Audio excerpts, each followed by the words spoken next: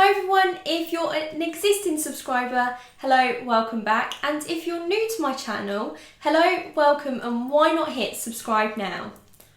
I'm Alicia Victoria Keane and I've been interviewing inspirational people and businesses to find out how and why they inspire others. This week I interviewed 2016 Britain's Got Talent winner, Richard Jones. Here's how it went.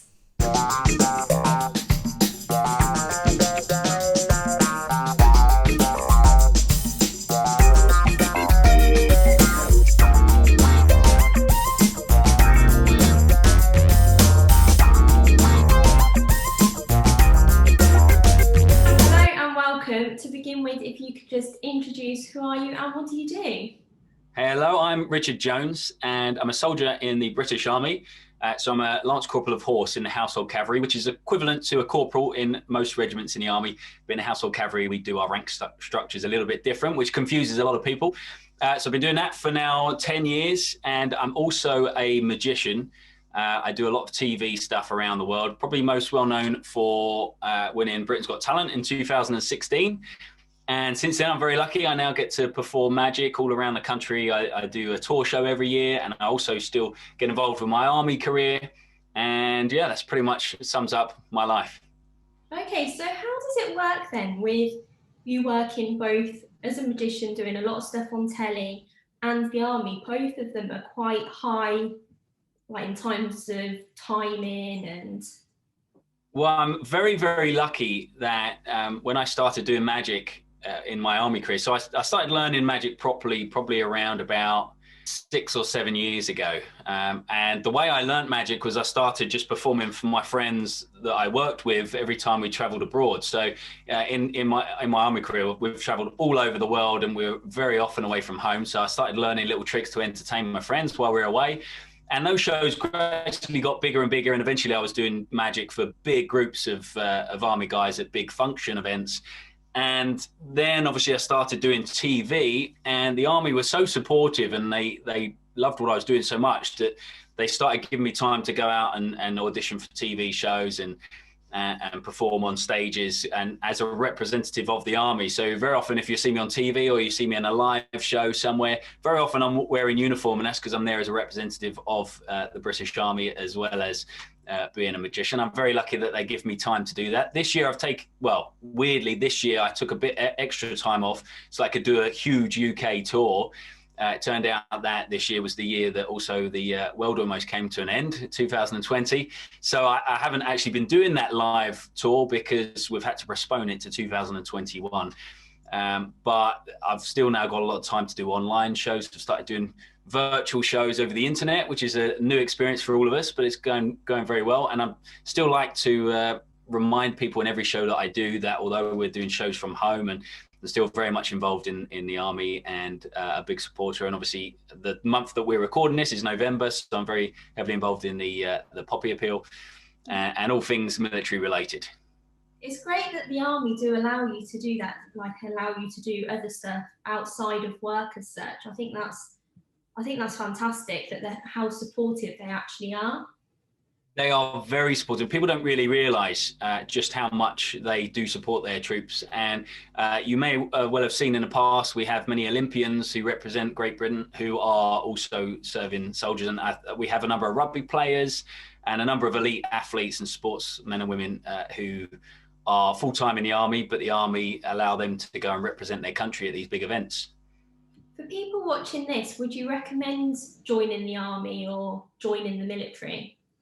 It very much depends on, I mean, I wouldn't recommend it for everyone, but anyone who's interested in an active lifestyle, keeping fit and traveling to new places and working with new people, I would recommend it very highly. So I always wanted to join the army since I was a little boy. And that's part of the reason why I didn't leave the army when I won Britain's Got Talent. People often ask me, they say, how come you stayed in the army? And that's because I love the army. This is what I love to do. I'm very, very proud to be a soldier. And also the part of the army that I'm in, obviously all the parts of the army are very cool, but the part that I'm in, I get to ride horses outside Buckingham Palace. And if you may have seen on the Queen's birthday parade, which is every year, you see the Queen comes onto the big parade square, and there's some soldiers on these really tall horses, red uniforms and big metal tin hats. And that is what I do. And it is absolutely incredible. There's nothing that makes me prouder than going down the Mall on the Queen's birthday parade and having thousands of people cheering, waving flags. There's no other experience like that. Did you always know you wanted to ride horses in the army? Was that the route you wanted to go down? Did you horse ride before, or?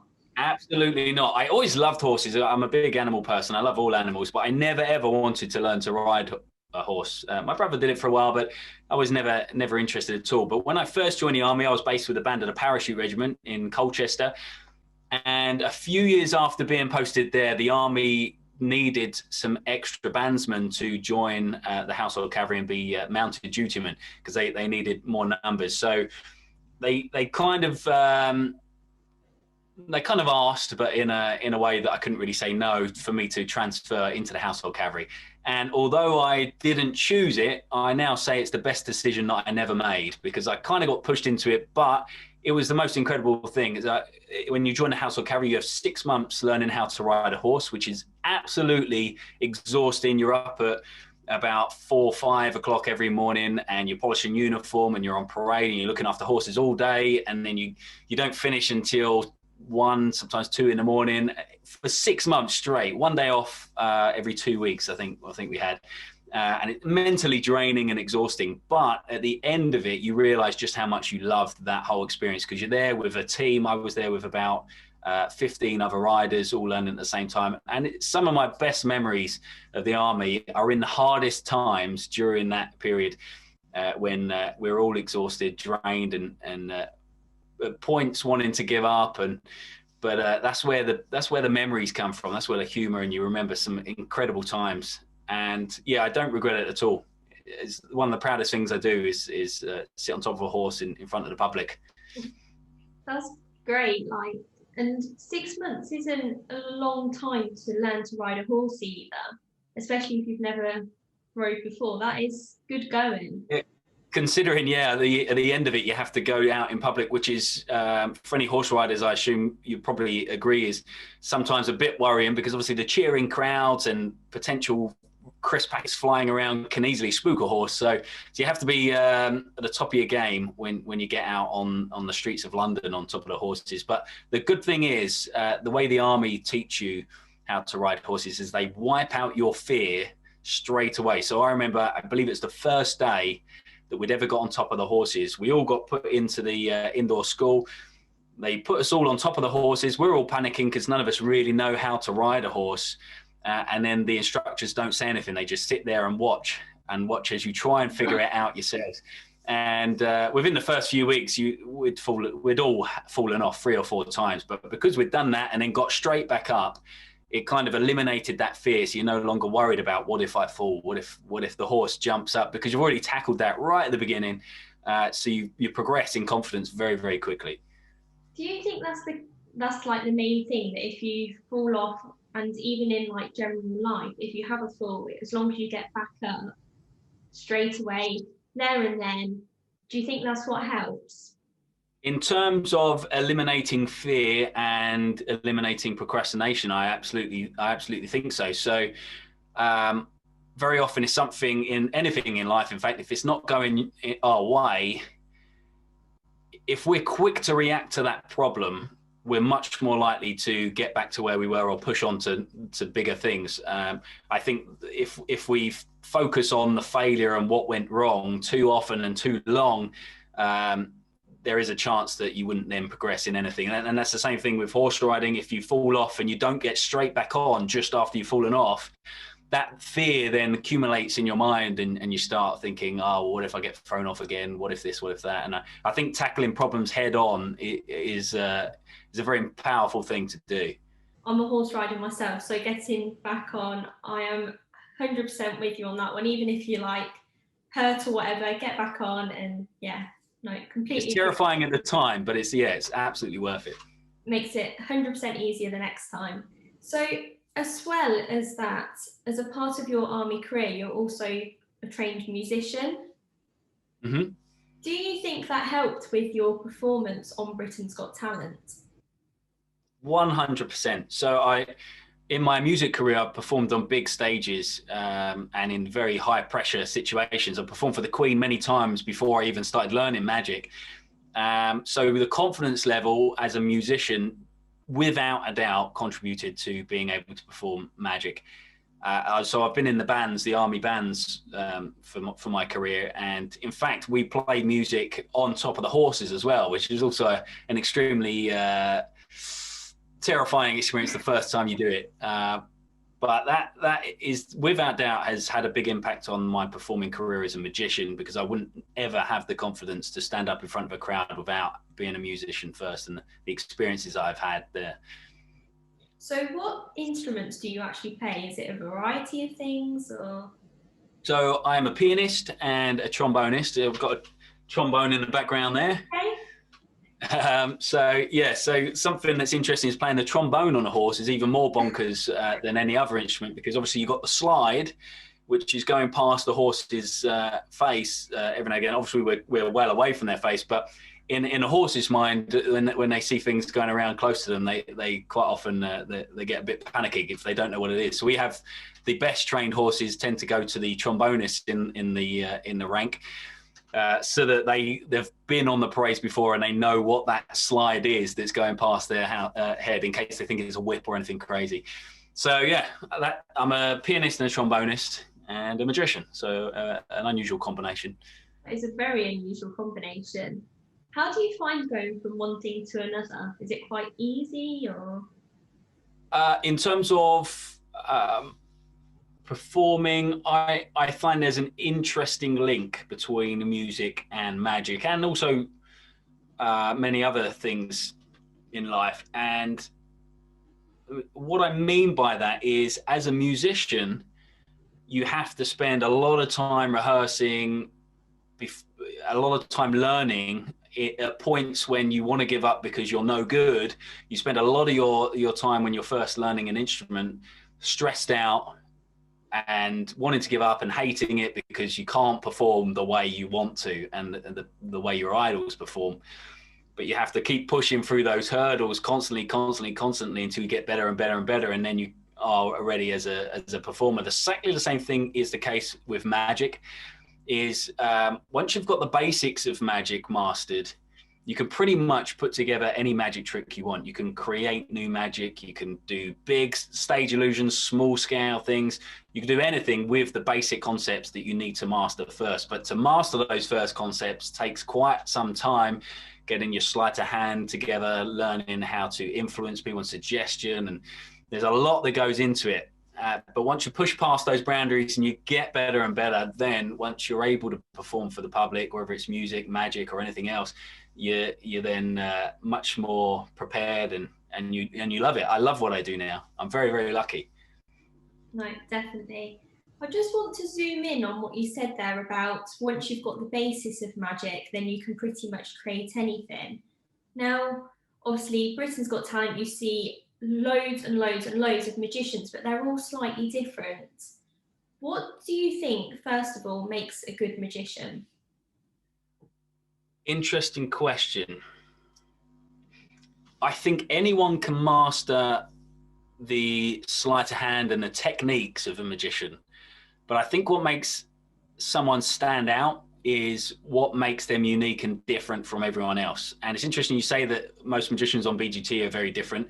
And that's true. And what I tell people, because very often I get emails from magicians who want to be on Britain's Got Talent or do big TV shows, and they ask for advice. And the number one piece of advice I always give them is try to be more interesting than just a magician. Being able to perform incredible things is wonderful. But if you add in elements of something else that you're interested in or good at, it makes it so much more unique to that person. And that's why I try to combine you as a magician. If you come see me on a live tour show, there's stories and there's techniques and things that I've developed in my army career intertwined with magic to make it more interesting, because I think everyone has a unique and interesting story. And any magician, say for example, you're a magician, but you're also a lawyer, or you're also a paramedic or you're anything else. Combining those two things makes it much more exciting because you're combining two elements of interest into one. So that's what I always tell people is combine your interest in magic with something else that you enjoy and love. Okay, so I suppose you have to be quite a creative person then, really. Yeah, I mean, someone who I admire is Darren Brown, and I think the thing that I admire him isn't necessarily because of the magic that he performs, which is amazing, but it's also the fact that he himself is a very interesting person because he's very skilled and clever in influence and suggestion and hypnosis. He's just such an interesting person, and when people look at Darren Brown, they don't think magician.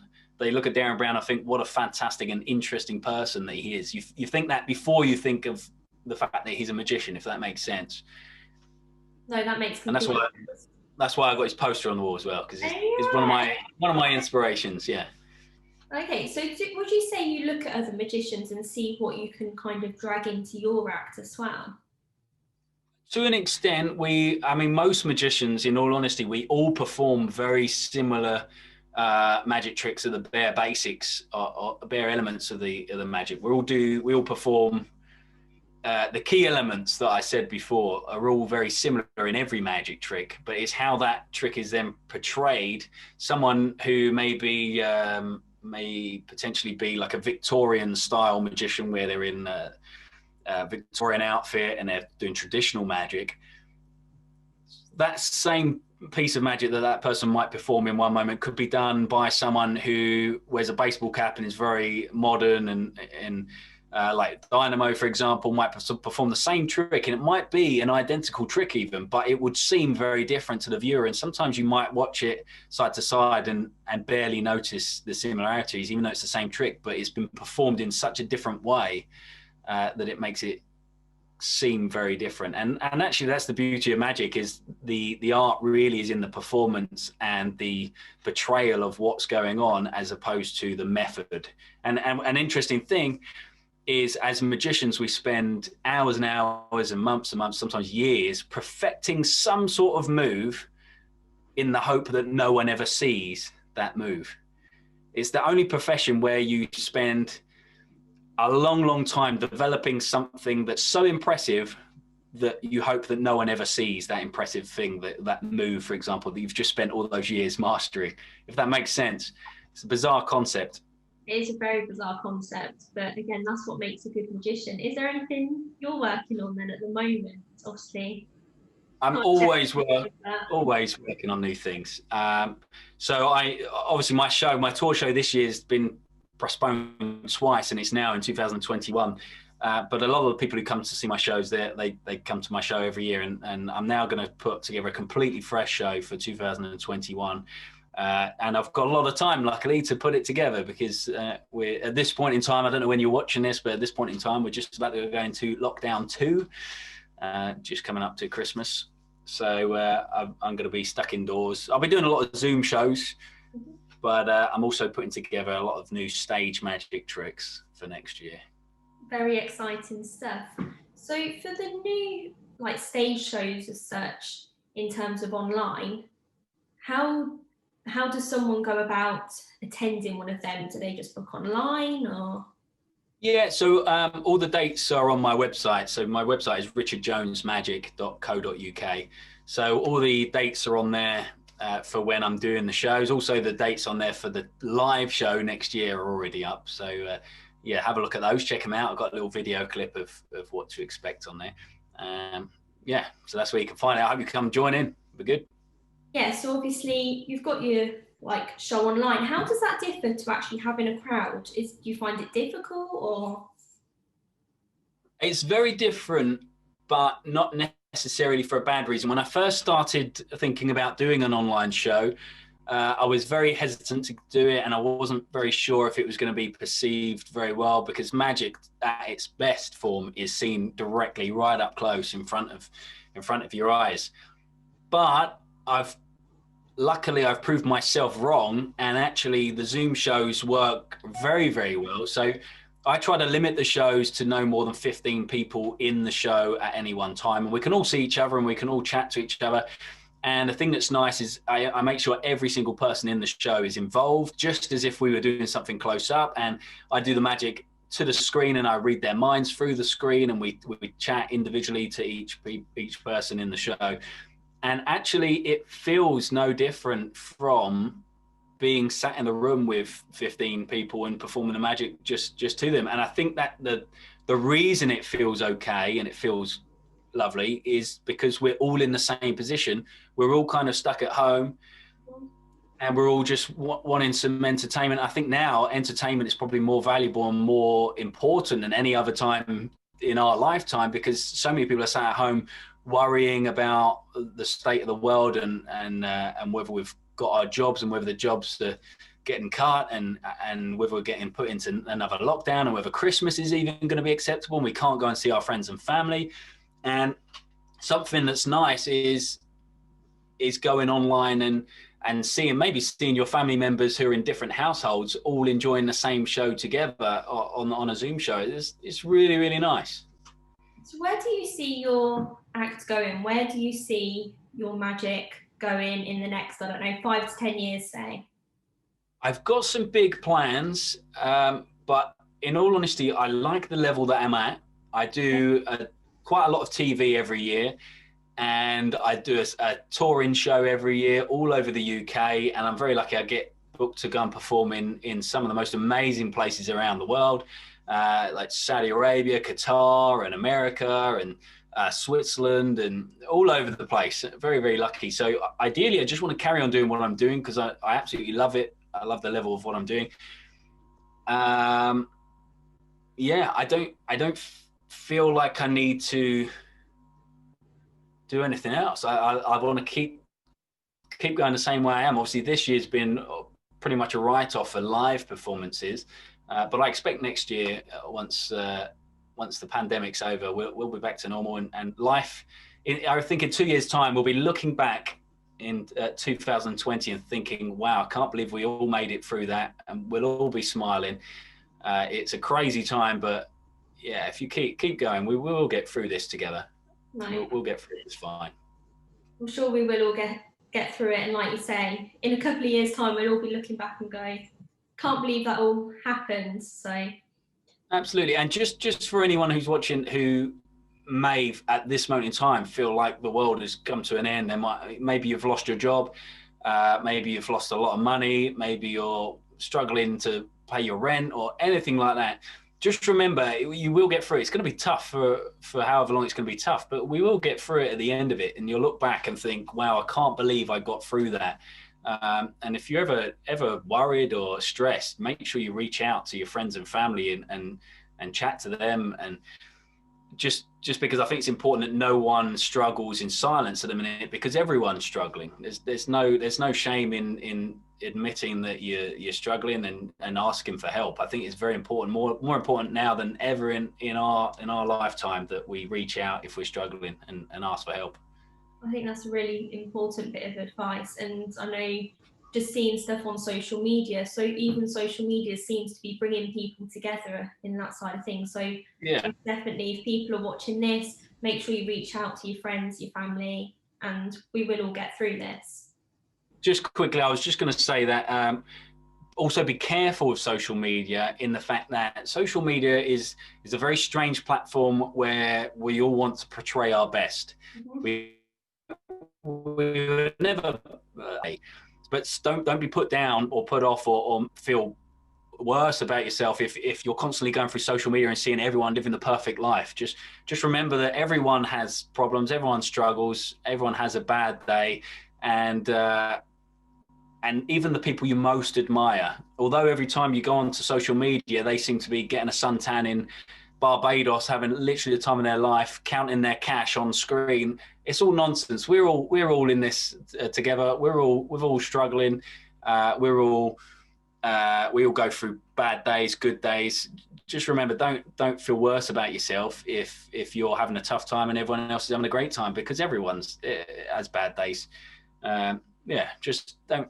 That's the risk of social media in this day and age, is it quite often creates the perfect image of what we should be like, even though that's not necessarily what would make us happy. Maybe we don't always all want to be in Barbados counting the dollars on the beach. Just a little heads up. And the thing is with social media as well, is you can like schedule your posts, can't you? So even if you could be sat at home, I don't know, drinking a cup of tea, watching Britain's Got Talent, and you're actually posting that you're out having a good time. So yeah, that's very true and very honest as well. Finally, I have 10 very quick questions. Right, are you ready? absolutely. Right, first question, if you had to choose army or magic? Oh, that's. I love them both. I honestly couldn't choose because I love being in the army. I never want to lose that connection. But also, I love the support and the fans and people and the spectators who come to the show. I wouldn't want to say army because I would always miss the wonderful people who come to see me live. So I couldn't choose. Sorry. That was a bit of a get out one, but I'll let you off. It had a good explanation. Has anyone ever guessed how you've done a certain trick? As a magician, sometimes tricks go wrong and sometimes people maybe work out an element, but the thing that makes a magician a great magician is being able to twist it and change the end so that it becomes unpredictable and it proves any method that someone comes up with, it proves that method wrong. So magic's always changing. Sometimes I'll start a piece of magic and I'll have to end it in a different way to how I usually do, depending on how people are reacting. Okay, never knew that. So that's pretty cool. Baked beans or scrambled egg on toast? Baked beans. One thing you've learnt across the years that stuck with you? Focus on what you want to achieve and place a photograph or as many photos as you can on the walls of people who have already achieved what it is that you want to achieve. When I first wanted to get on TV, I saw I'm waffling now. I know this is supposed to be a quick fire question. But when I first decided I wanted to do magic on TV and become very well known, I printed off lots of photographs of people I admire who were doing exactly that. And I put them all over my room. In fact, I put them all over my room in the army barracks I used to live at in Windsor. And I also put some things on the wall, the things that I wanted to get, which was like a house and a new car. And I also had pictures of people just reacting and smiling in a big theatre audience because I wanted to start performing in theatres. And I had Dynamo on the wall at the time and Darren Brown and David Blaine.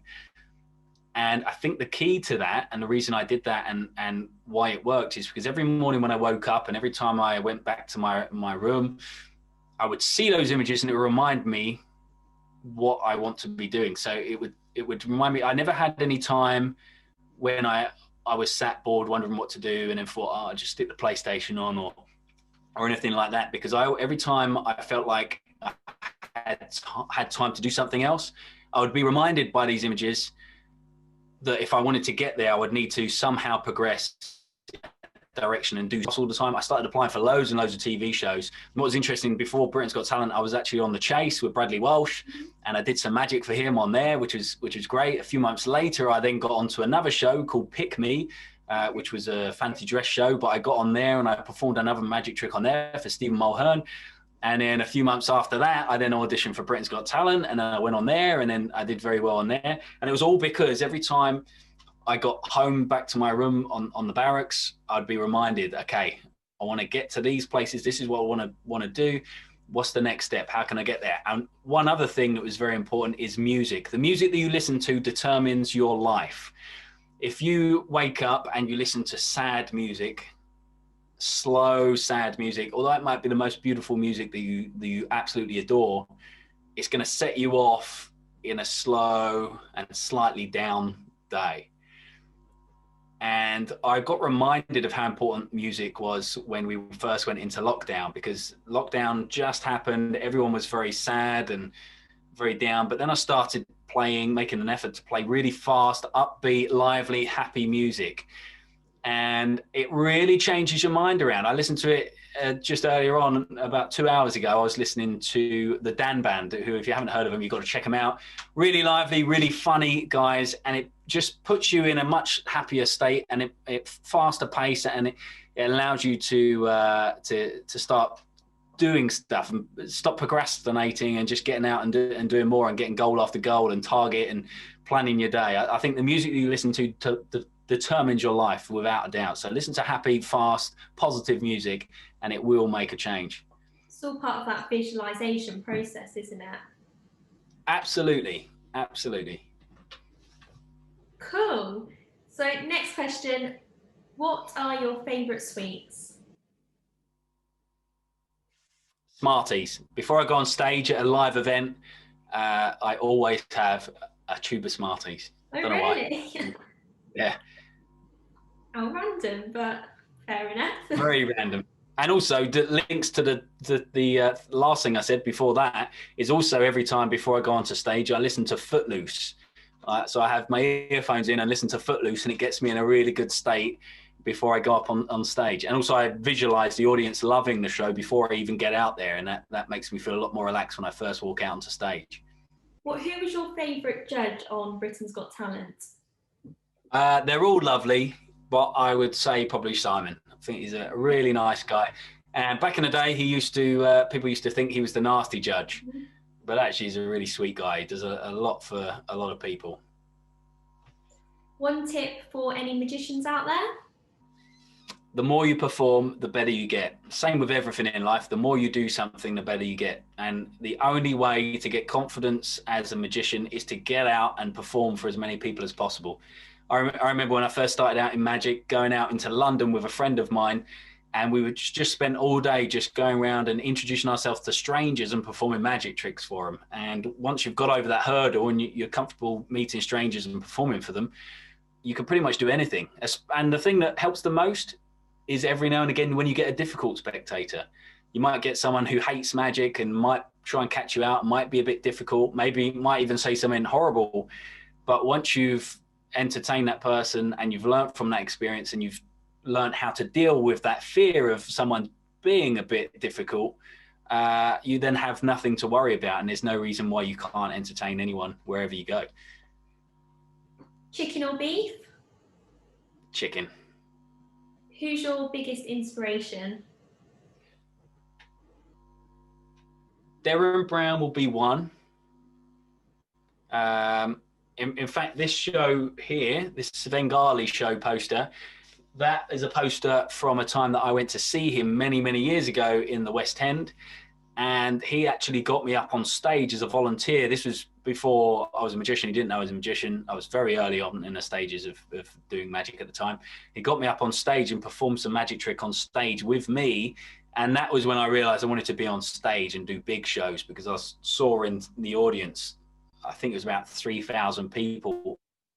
So my final question, we've talked a lot about magic. Can we have a magic trick? A magic trick, absolutely. Right. I'm going to try and get inside your mind, and we're going to try and do a card trick, okay? Okay. At the end of this trick, at the end of this story, we're going to create a story together. We're going to be burning some cards, and you're going to jump in and be the hero right at the end of this story. But instead of burning a genuine pack of cards, we're going to do it with an imaginary pack of cards, just because it's 2020, we're on a budget, and we don't want to actually set fire to a pack of cards, right? So all we're going to use is a matchbox. I'm going to keep this in shot the entire time. I'll just take some matches out. Take 3 matches out. I'll stick them down there, and I'm going to keep the matchbox in view the entire time. Now, like I said, you're going to be the hero at the end of the story, but to begin with, we're going to destroy some cards. We're going to set fire to some. Just tell us, do you want to start with the picture cards or the number cards? Let's go number. Number. Okay, I'm going to take a match. I'm going to set fire to them in our mind. Here we go. We're going to set fire to it. Burning, burning, gone. They're now just ash, burnt away, destroyed. Okay, you're going to tell us what we're going to burn next. I'll take the next match. In the pictures, we have the male cards or the female cards. So the male cards are the jacks and the kings, and the female cards are the queens. I'm going to strike the match. Tell us what we're going to burn next. The pictures, the men or the women, sorry. Female. Females? Okay, watch the match. They're burning. Now, this is your chance. Remember I said you're going to be the hero. You're going to be the hero of the story. You're going to jump in just a second and save just one of those burning queens. It's your choice which one we save. I'm going to strike the match. Are you ready? Who are you going to jump in and save? Queen of Hearts. Queen of Hearts. Saved. Now, what I didn't tell you is inside the box, I actually have something inside here. It is, in fact, a playing card. I'm going to take it out so that you can see. And you might notice it's got a paper clip on it, but you might notice it does have some burnt edges. I'm going to keep it in the light. Yeah. Can you see that? Some burnt edges. We'll get rid of the paper clip. Now, if I open this up, you said the Queen of Hearts. That was the one that you wanted to save because you were going to be the hero of the story. And that was the one that we got. There it is. All right. And just one more thing, because I know a lot of people watching probably play the lottery, right? We're going to finish with this. As a magician, the number one question we all get is, if you're so clever, how come you don't win the lottery? And it's actually a very, very, very good question. Now, as a magician, we can influence people to think of numbers and pictures and cards. It's easy to influence people, but you can't influence the odds of something random like the lottery balls that come out. But something we can do using a bit of magic and sleight of hand is create pretty cool illusions involving cash and the lottery. These are lottery receipt papers. Maybe you can see these. Do you play the lottery? No, I have done a few times, but not. You've never won, no? No, unfortunately not.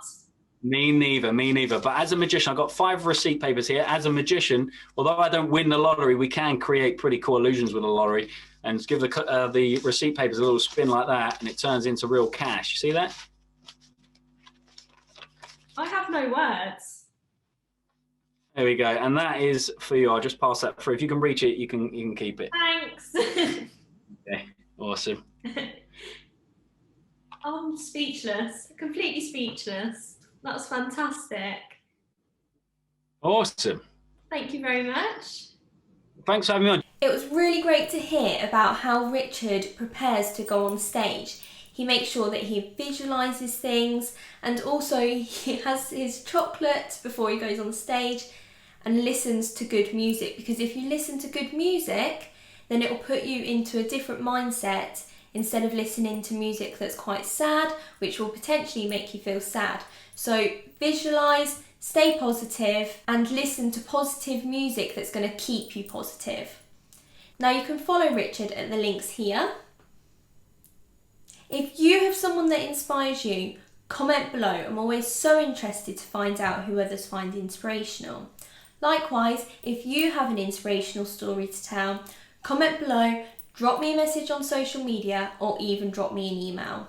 On Wednesday at 5 o'clock, I'll be speaking with bodyguard and business owner Brendan to find out about his journey in his industry.